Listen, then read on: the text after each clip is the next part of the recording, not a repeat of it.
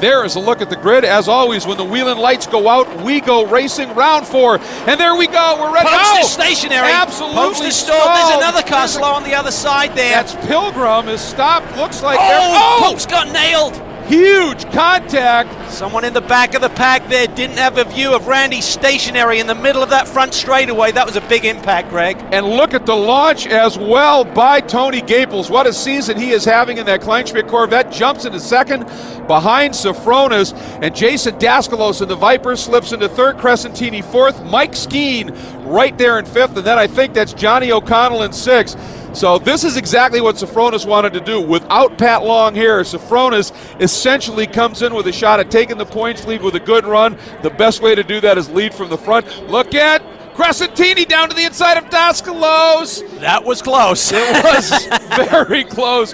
Dino, we know, is that all year long. That's right. I mean, Dino is super aggressive. Jason driving the. Oh! They tag. Boy, Daskalos Dino got in Dino and turned him around there, Greg, in turn 6.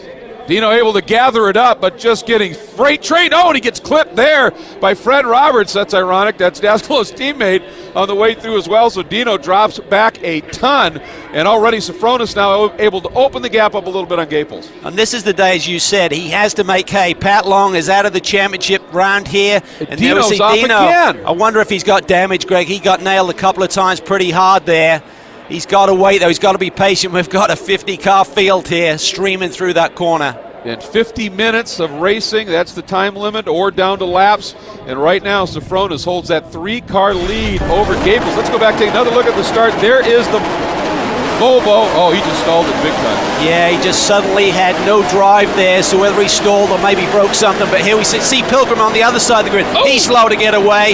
Then you see DeSalvo get into the back of him. I think it looks like Lindsay's involved as well in the other CRP Corvette. This is on board with DeSalvo. You see the green. Oh, just straight into the back. He had nowhere to go there. Lindsay was to his right. He just couldn't make the swerve over to the left side. Well, I think Chris may have been a little concerned because there was another GTS Mustang that was stalled, and he was avoiding that, then got clipped. Popes is out of the car. That's the good news, but big damage. And it looked like Lindsay might be okay until the contact, and I think that's what got him pitched into that machine. So obviously Cal under a full course caution. What a start for Randy Popes, the defending GT champion. All right, pace car is in, so we are now ready to get back with racing. And it is Sofronis leading him on. Well, I'll tell you what, I would have thought he maybe wanted to pedal a little quicker out of there because he's got that big V8 right behind him. Yeah, watch Daskalos as well. He's got that Viper power. Vipers have been so strong here. They've won here the last 3 years. Can Jason make it 4 in a row? Well, he's certainly been aggressive early, and look at this battle. That is Tommy Dreese alongside Johnny O'Connell. They've got a great side-by-side duel going. Daskalos taking a quick look to the inside of Gaples, and once again, there you are, Dreese and O'Connell, and right behind them, Crescentini. Yeah, he's a man on a mission. I think he wants to get up to that third spot. He wants to have another crack at Jason Daskalos, I bet. Oh, and look at this, O'Connell and Dreese touch. And Crescentini thinking that might be an opportunity, but no gap right there. And right behind him, the Nissan GTR of Rivera. Great mix of manufacturers up front here. This is what makes World Challenge so special. Up front, look at this. Tony Gaples is really starting to put the pressure on James Sofronis for the lead of this race. And right behind him, Jason Daskalos is closing in. It's going to be a 3-way battle any moment now. Some phenomenal multi-class action continues to unfold here at the Pirelli Grand Prix of Utah, presented by the Bondurant School of High Performance Driving. You see Jason Daskalos has taken his Delson Developments Viper to the lead. And the reason is they came up on the battle for the lead in the touring cars. And the Viper maybe a little bit better in traffic with more grunt than the Porsche. Cal, let's go back and take a look at that moment. Well, it's all about momentum there, and there you see James Sofronis held up just a little bit, and it was enough for Jason to make that power move down to the inside and held it nicely for the turn into the next corner. Boy, he just threw that Viper in deep on the nose on those brakes. That's usually Porsche territory, but he got a great run here. And now he leads and has been able to draw away just a little bit. That was a look at that pass. We're on board with Dino Crescentini, and Dino heading into pit lane. And remember, he got into that shoving match with Daskalos, and maybe something finally let go in that car. We saw a couple of spins. So he is just limping his way down into pit lane. Meanwhile, here is Ron Zitza, a great run in the opening rounds at St. Pete. Looked like he had a shot at the win in Long Beach, got taken out in a start line incident, and right behind him is a very hungry Aaron Povaledo in that Volvo. Boy, K-Pax has brought that program along in a hurry. Wow, they're really starting to show their stuff now. They are very confident at Long Beach. Spoke to Aaron and Rob Holland there, and they said, you know what, this car is going to be strong. Give us till mid-season. We'll start to look at podium finishes and maybe a win. Maybe that day will come today. Look at Aaron Povaledo. He's closing in on Zitza right now. Car is really hooked up. The guy's a maniac. He's a maniac in Long Beach. He's a maniac. Now this just confirms it, you know. Wow, eavesdropping there, and Dino not happy with that contact with Daskalov. Well, it was, I'd say it was 50-50. I mean, Dino didn't give him a lot of room. Jason was being super aggressive. I think on the opening lap, just to reiterate, you got to give each other a bit of racing room there through those corners. Well, and there's Daskalos just continuing his march through the pack, bringing Safronis with him, and that is the lead.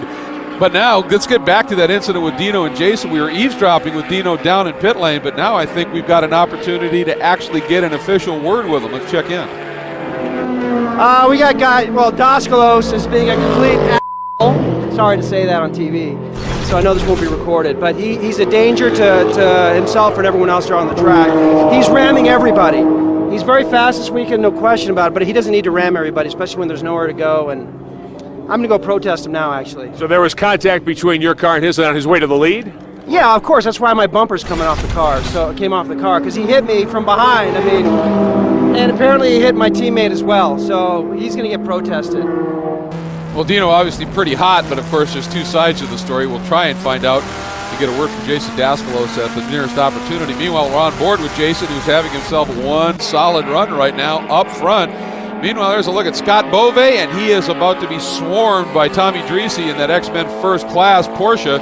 It's one of the Global Motorsports Group cars, and right behind him is Fred Roberts having a solid run as well as they swing through, get around Scott, and Tommy and Fred continue their scrap at this point. Older Porsche and that Viper, and here is that GTS battle, and it is a good one, and Eric Foss, and look at Jordan Musser, Cal, from 13th now to 2nd. It's a remarkable drive by somebody with very little experience. Look at Povaledo taking a look down to the inside of Zitza. This is for the lead in touring cars, and Aaron Povaledo slips the Volvo underneath and through. Zitza going to try and make the counter move, Cal. Yeah, he will. You know, Black Rock hairpin is very inviting there for everyone to dive down the inside, and the guys being overtaken does have a chance to really regroup. And now we're on board with Zitza there. You can see he's trying to have another go at Povaledo, who has the lead. This is just great action in the touring car class.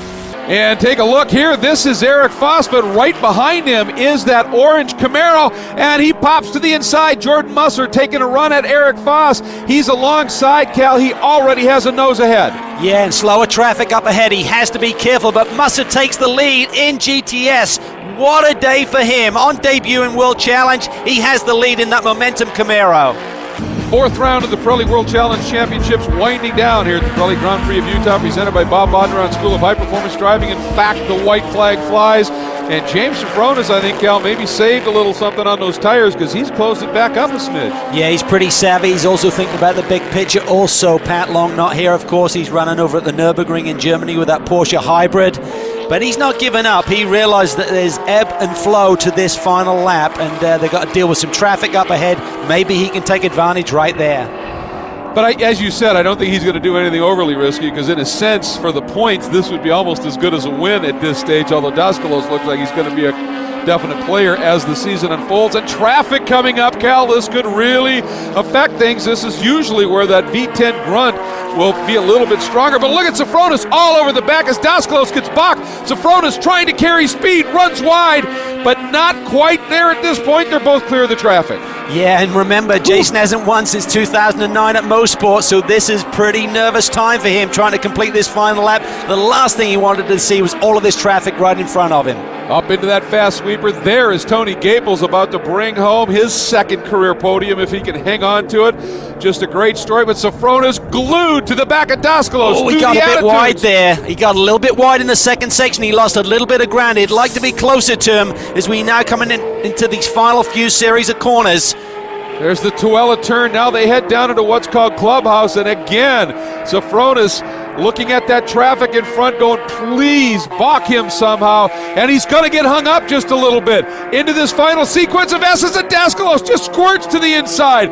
That was a huge move. Look, he's at right there. He can slide to the inside there. No, he takes the outside lane. I'm not sure that was the right move, because you have to think that Jason's going to have the horsepower down this straightaway. Out of that last bank turn onto the front straight, that V10 comes into play, and Daskalos gets his second career Pirelli World Challenge Championship win. James Safronis a solid second, and Daskalos, boy, look at him enjoying the moment here, fist pump, and deservedly so. An absolutely incredible run in that Dawson Developments. Yeah! Nice driving, buddy, nice driving. Think they're pumped up or what? Boy, it was a look at Aaron Povaledo. He has been wanting to get into World Challenge for so many years, and he already brings home a win. Now we hop on board with Jordan Musser, his first ever really pro start at this level in World Challenge, and he brings it home with a great win. And there is Eric Foss. It was that close at the end, so Musser had to not only come through the pack but survive pressure. He came from 13th to 1st. That is the most improvement from start to a class win since this new multi-class format has started. What a day for him, and what a day for Daskalos. Oh, it was a superb run by these guys. Look at Aaron Povaledo. He's waving at the crowd. He is stoked. There's Jason Daskalos, a remarkable win in GT, and overall there are your 3 class winners. Absolutely phenomenal run here.